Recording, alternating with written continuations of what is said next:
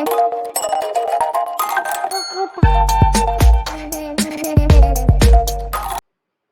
Everyone, इस video में बात कर लेते हैं India bull real estate developers की। क्विकली एनालिसिस देख लेते हैं। चैनल को लाइक एंड सब्सक्राइब करना मत भूलिएगा। तो इंडिया बुल रियल एस्टेट में आप देख रहे हो कि स्टॉक में फिर से तेजी देखने को मिल रही है। स्टॉक में जो करेक्शन होना था वो हो चुका है और स्टॉक ने अब रिवर्सल ऊपर की दिशा में करना फिर से शुरू कर दिया है। अगर आप करेक्शन की बात करें तो यहाँ इस लेवल से देखें तो स्टॉक में जो करेक्शन था 25% का ऑलमोस्ट वो हो चुका है और यहीं से फिर स्टॉक में एक बुलिशनेस आई। एक अच्छा खासा यहाँ पे रिटेस्टिंग भी हुई है और उसके बाद अब तेजी देखने को मिल रही है स्टॉक में।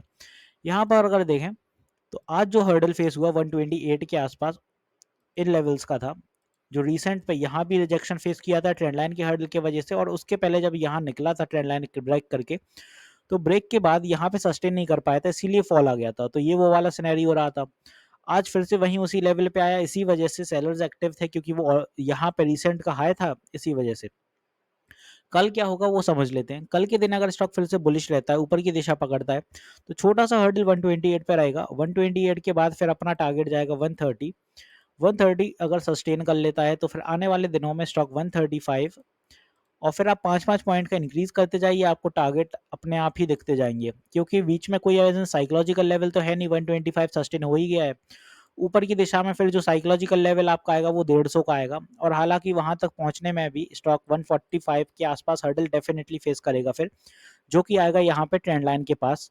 और ट्रेंड लाइन के पास सेलर्स एक्टिवनेस होगी तो यहाँ कहीं तक अपन को हर्डल फिर देखेगा। तो फिलहाल स्टॉक अगर कल सस्टेन कर जाता है जो रिसेंट का हाई आएगा ये वाला 129 के आसपास का, तो फिर स्टॉक आने वाले दिनों में आपको अच्छा मूव देखने को मिलेगा। बात कर लेते हैं कि स्टॉक में सपोर्ट कहाँ होएगा।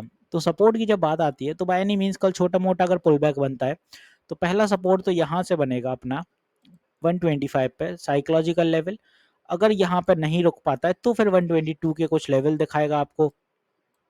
122 के बाद फिर क्योंकि नेक्स्ट लेवल आता है तो वो आता है 120 के आसपास यहाँ कहीं। तो ये 3 शॉर्ट टर्म सपोर्ट है 120 तक। हालांकि इतने नीचे नहीं आएगा, 122 या 125 से रिवर्सल दिखा देगा ऊपर की दिशा के लिए ही।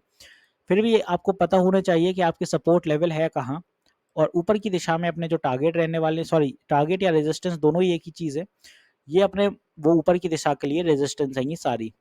अब यहाँ पे आप देखें तो स्टॉक काफ़ी लंबे टाइम से इसी चैनल को फॉलो कर रहा है।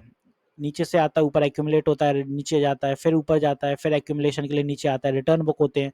तो यही सिनेरियो फॉलो कर रहा था और इसी सिनेरियो में फिर से एक वी शेप रिकवरी फिर से देखने को मिल गई अपन को।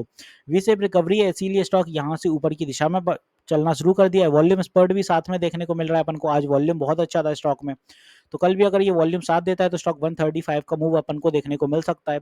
135 के मूव के लिए स्टॉक को करीब 6% का मूव दिखाना है और हालांकि अगर 6% नहीं आते हैं फिर भी स्टॉक कहीं ना कहीं 4% का मूव दिखाता है तो 132 अपन को डेफिनेटली देखने को मिल सकता है। तो होपफुली यहाँ मैंने सारी चीजें क्लियर कर दी हैं। मिलते हैं नेक्स्ट वीडियो में। This is me Shubham Yadav signing off.